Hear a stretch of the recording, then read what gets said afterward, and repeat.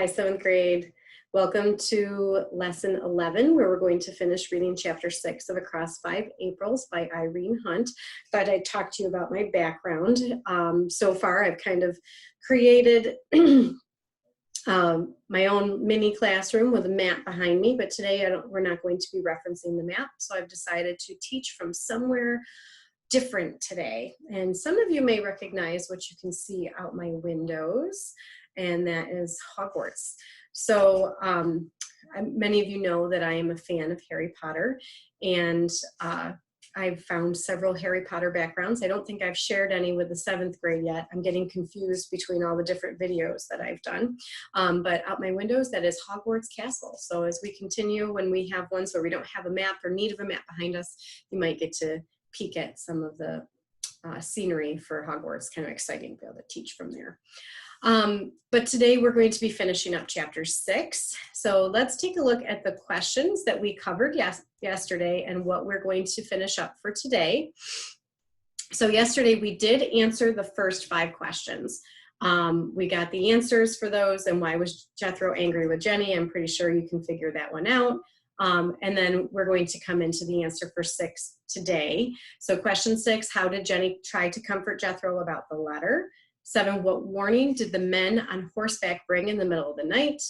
8, what was the feeling of the community towards the Crichtons? And 9, what happened to the Crichtons barn? We talked a little bit about the community at the beginning of the chapter, that they're willing to come out and help Matt. So after they get this terrible warning, we have to just decide the community itself, how they feel about the Crichtons, if they agree with these men on horseback or not.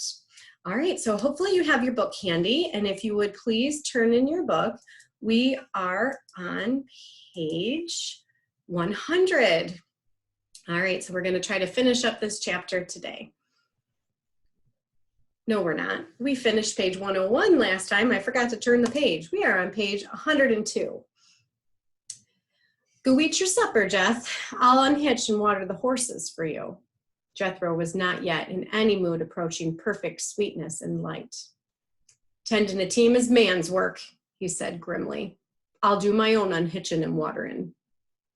I've been sharing a man's work. Don't forget that. Jenny's dark eyes flashed with quick anger, but they softened as she looked at his thin body sagging with fatigue.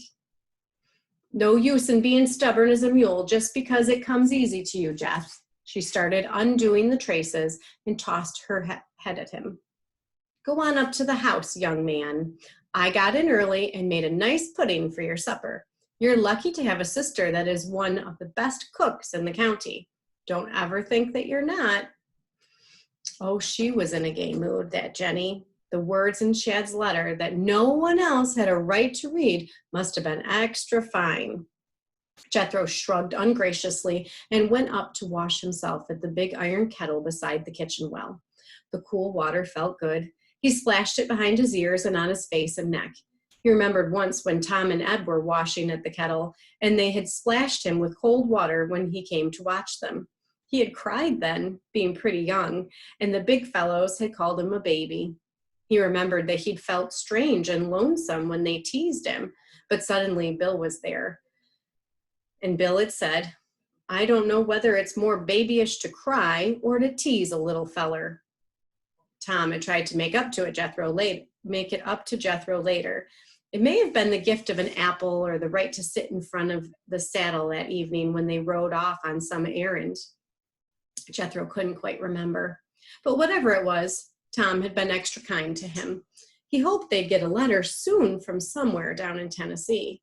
Remember, we're waiting to hear back after the Battle of Shiloh or at Pittsburgh Landing to find out if Tom has made it through. Jethro was not able to read the paper after supper that night. He was tired to the bone, and he climbed off to his bed in the loft as soon as he finished the pudding Jenny had made for him.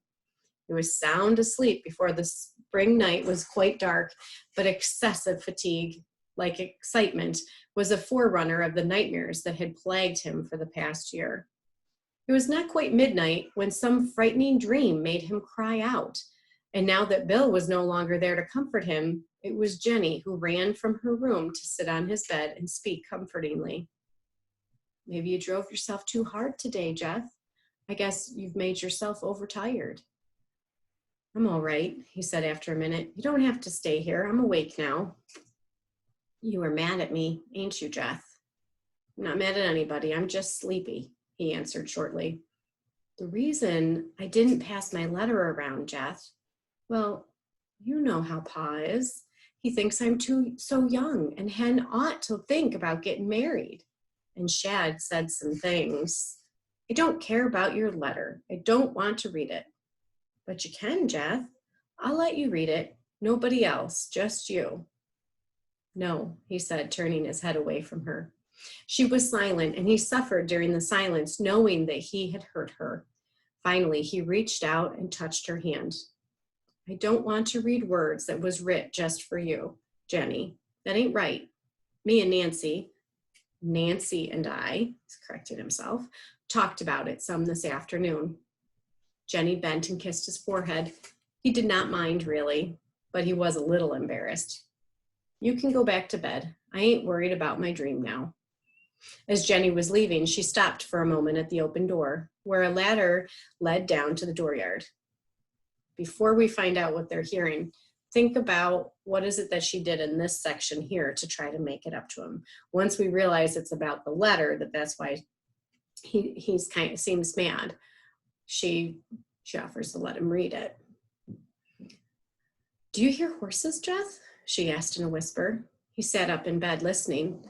The sound was faint at first, but after a short time they could hear plainly the beat of hoofs on the hard-packed road. It had not been unusual in other days when the country was full of young men to hear riders late at night, but there were few young men left in the community now.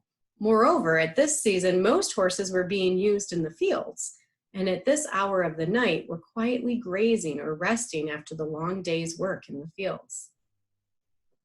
2 or 3 horses galloping together, Jethro said in a low voice. He shivered a little. There was something ominous in the hoofbeats. He heard his parents stirring downstairs.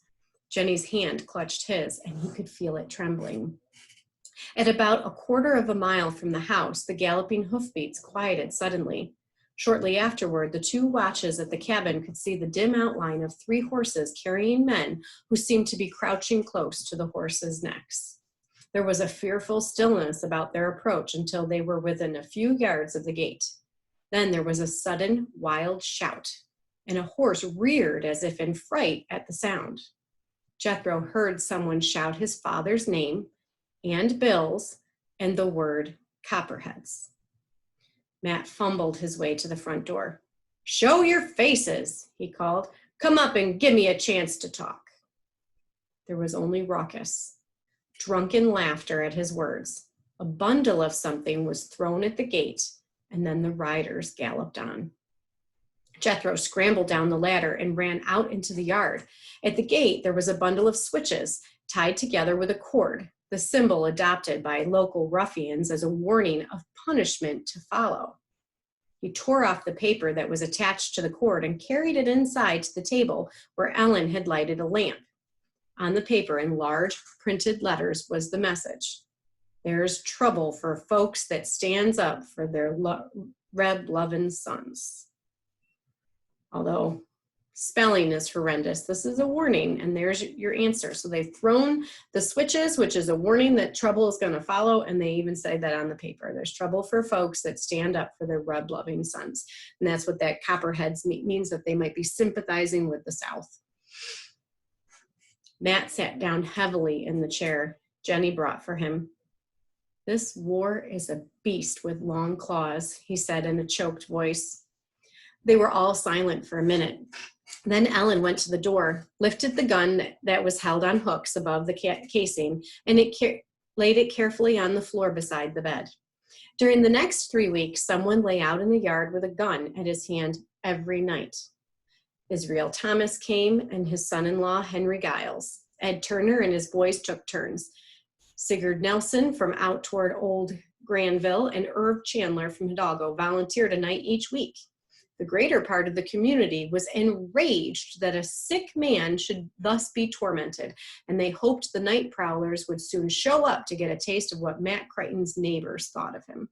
So this paragraph here is the part that we're looking at for how the community feels. So what happens? They just listed several men who are willing to come sit on Matt's front porch throughout the night with a gun. So if these ruffians come back, they can give them what for, right? So we get that sentence that most of the community, they think that's crazy. Matt is sick. He's got other boys in the union. How dare they threaten him? So they care for Matt. That was the feeling of the greater part of the community, but not all of it. Some men turned their backs when Matt's troubles were talked about in their presence. One man said to Israel Thomas, "How do I know it wasn't Bill Crichton's bullet that shattered my boy's leg at Pea Ridge?" "It wasn't Matt's bullet," Israel Thomas retorted, "nor was it young Tom's or Eb's or John's." "No, but like they are saying down in Newton, Matt's young'un made it plain that the family still sticks up for Bill." Nancy, frightened at being alone, came up with the children to sleep in Jenny's room each night. The two girls were up at dawn each morning to prepare a hot breakfast for the men who had lain out in the yard on guard during the night. When nothing happened during the rest of the month, the men decided that the switches had been an empty threat. It was the peak of the planting season, and the nights spent on the hard ground took their toll of men whose endurance was needed for the hard daily work in the fields. They cautioned Jethro to tie the dog up near the cabin each night so that he might warn the family of anyone approaching. And Ed Turner brought up an old dinner bell, which he attached to a post close to the kitchen door. "If there's any trouble, you ring this, Jeth. Some of us is bound to hear it and will come," Ed promised. None of the Crichtons slept well at night for a while until exhaustion overcame their anxieties. Jenny's face was drained of some of its rich color these days, and Jethro's had a grayish cast under his bright hair. The dark was a fearful thing, but as the hours of the night wore on, sleep came to them anyway. They would just have to meet the attack if it came. They had no strength to lie and worry about it. As the days passed, the family's fears began to be allayed, but not even the disappearance of the big shepherd dog gave them too much concern. So even the dog they tied out, the dog is gone. Nancy's oldest boy, Billy, told Jeth that he had seen a man patting Shep, and when the man whistled, Shep went running after him. It was not unusual for someone passing through the neighborhood to coax away a valuable-looking dog. Jethro was annoyed at Shep's gullibility, but not particularly anxious. "He'll be back, Billy, with his tail between his legs," Jethro told the little boy. "He'll get homesick and find some way to get back to us. You'll see." But Shep didn't come back. And a few nights after his disappearance, Jethro was awakened by the smell of smoke and a crackle of burning hay and wood. When he ran to the door, he saw the barn enveloped in flames that leapt far into the sky. Hay, grain, wagon, harnesses, and plows were feeding them, and they were hungry. There was one condition that must have been a matter of chagrin for the arsonists. So arsonists are the people who set the barn on fire. All the farm animals were turned out to pasture during the summer nights and so escaped a fiery death. Thank goodness. So all the animals are safe, but the barn has been burned down. Ellen, the two young women, and Jethro stood in the yard and watched silently. Matt wept as he leaned against the door casing. So it's not in the time of fire brigade. There's nobody coming to put the barn out. They just have to watch it burn. Israel Thomas saw the flames from his home a mile away, and Ed Turner had been awakened by the smell of smoke only minutes before he heard the ringing of the dinner bell. They and others came shortly, and they stayed throughout the night to see that the burning brands were not blown onto the roof of the cabin.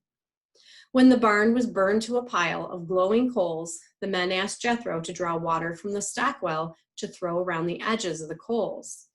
He was conscious of a foul odor when he emptied the first bucketful into the kettle beside the well. It was coal oil. that was a kind of punishment favored by mobs and self-appointed judges. Coal oil in the culprit's well. So culprit is a criminal, right? Somebody who committed a crime, but so they're claiming, they're putting that in there for them, even though they're not criminals. It would cause him any amount of labor and anguish. It took little time or intelligence or skill, and it released most effectively the malice and spite of those who took punishment into their own hands.